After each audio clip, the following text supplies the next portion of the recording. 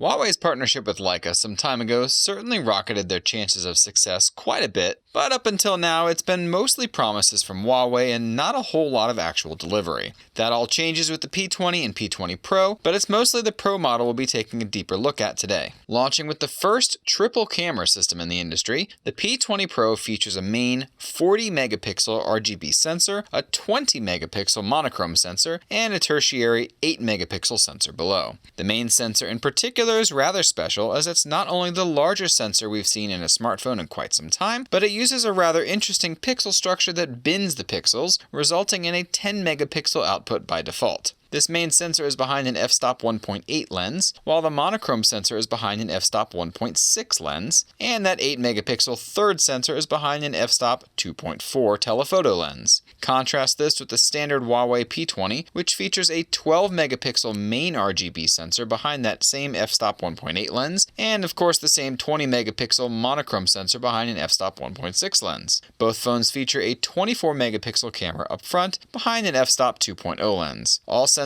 on both phones have optical image stabilization, which is basically unheard of in the industry, and both phones support 4K video recording as well as 960 frames per second super slow motion recording at 720p resolution. Enough specs for you? Yes, Huawei went a bit nuts in the specs department with this phone, and while that doesn't always pay off in the end, the magic of software and hardware fusion seems to have bridged the gap in what we typically see with specs like these, so let's cover software a bit. Huawei has changed their interface to look more like an iPhone, very unfortunately for many reasons, but it's at least made the carousel far more accessible than Samsung's latest camera software update. To switch modes, you actually have to scroll on the words of the carousel, not just anywhere on the camera interface, meaning you won't accidentally switch modes while just trying to use the camera. The downside with this type of switching is that it takes too long to get to modes not listed in the carousel, and quite frankly makes it confusing to remember which modes are located in that carousel and which are located in the grid of options all the way to the right. Just keep the grid, guys, the carousel sucks. Please. At the very least, the AI built into the camera will attempt to automatically pick between many of these modes, not just some of those hidden processing modes like blue sky or greenery, but also between standard photos and portrait mode as well.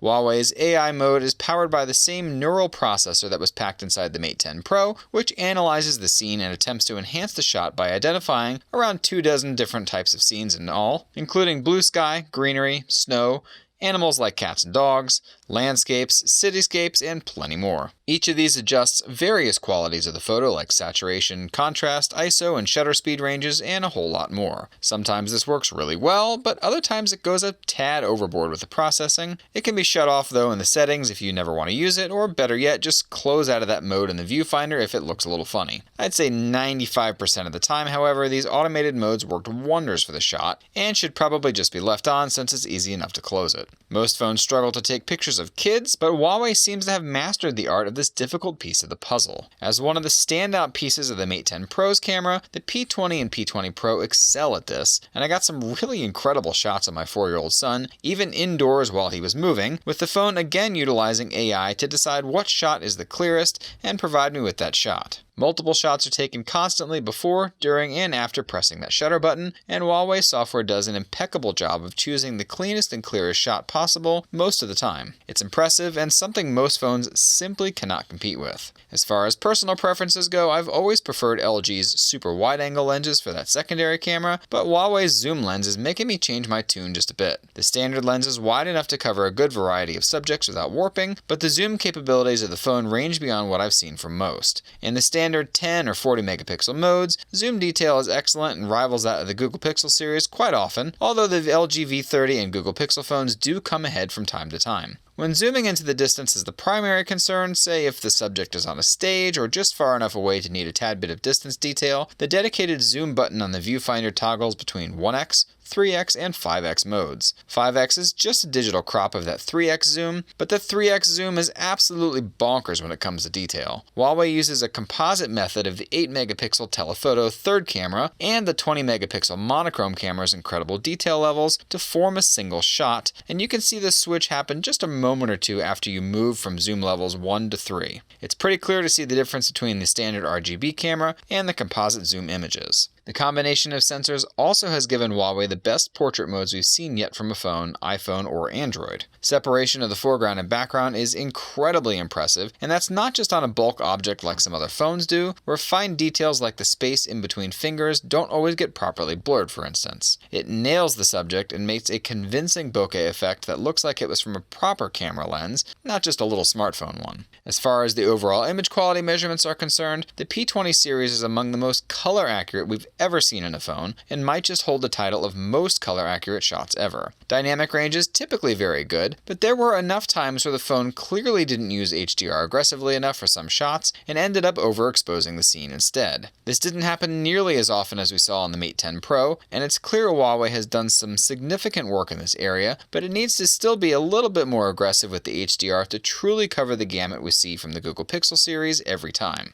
Zoom detail on the standard sensor likewise could use a bit of work at times, but the vast majority of the time you'll find zoom detail is incredible in normal shots. I'd like to see a little less sharpening on photos, which from time to time really made things look a little bit odd when zooming in, and in general still doesn't quite match what Google can get out of sensors with HDR Plus in normal daytime lighting conditions. It's also worth noting that switching to the 40 megapixel mode on the main sensor will consistently get better zoom detail than the 10 megapixel mode. You may say, duh, of course it does, that's 4 times the pixel difference, buddy. But because of the way the sensor handles the binning of the pixels, the loss in detail on the 10 megapixel mode is more due to scaling than the actual sensor output. Not only this, but the composite zoom modes are disabled when using 40 megapixel mode, so unless you're really going to be spending a lot of time zooming into regular shots, it's just better to leave it at the default 10 megapixel mode. Both P20 phones shine in lower lighting conditions, with the P20 Pro taking the crown in particular, with basically every single lower light scenario you can think of. Where this sharpening during the day can cause some issues with processing, it really seems to work wonders in lower lighting conditions, as it takes composite images from both the RGB and monochrome sensors and combines them for some stunning imagery. In auto mode, there's almost no difference between the P20 Pro and P20, with both phones delivering excellent results most of the time in lower lighting conditions. For the most part, the P20 series delivers the crisp detail that the LG V30 gives, with the brightness of Samsung's Galaxy S9, all without that dynamic range sacrifice of the LG V30 or the detail sacrifice that the Galaxy S9 can sometimes have. It's the best of both worlds here, and while there are a few exceptions, the P20 is guaranteed to take better low light shots than either of those phones most of the time. There were a few times where the auto mode didn't get low light right, and it's difficult to say why without directly comparing with another phone in these exact situations, whether or not it's Huawei's software at fault or if the scenes were just that tough. When the auto mode failed though, there was the new night mode, and boy, what a massive difference this can make. Night mode uses what Huawei calls artificial intelligence stabilization.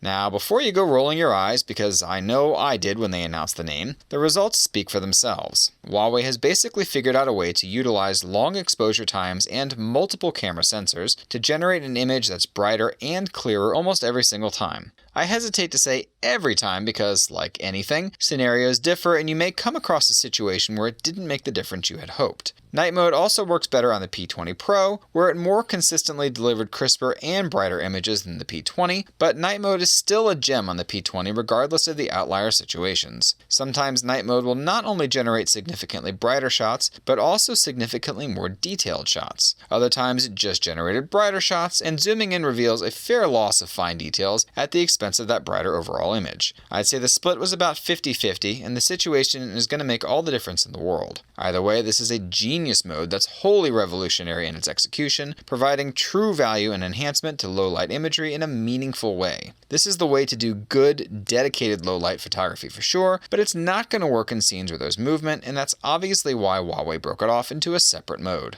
The front-facing camera for the most part is pretty good. It tends to overexpose situations sometimes, definitely far more often than the rear camera, and behaves a little bit more like the Mate 10 Pro's camera did for us in these types of situations. Dynamic range is pretty decent, and detail as a whole is pretty good, especially in mid-tier lighting conditions where it's not going to be overexposed, and it's not going to get the detail loss that lower lighting conditions might deliver. This is definitely in the upper tier of front-facing cameras, but it's not quite as good as the Pixel cameras. Video is a mixed bag, and while the P20 series delivers excellent crisp and clean 4K video, it's not stabilized in the same way that 1080p video is. It's obvious when recording in 4K because the shots can be jerky and bumpy if there's any camera movement at all. While these sensors are optically stabilized, we've gotten rather spoiled with the digital stabilization hybrids that other OEMs have been doing for a while, and it just doesn't stack up to what we've seen on phones like the Pixel 2 or the Galaxy S9 in terms of stabilized stuff. 1080p is buttery smooth, but quite frankly, I don't record anything in 1080p anymore and just don't care.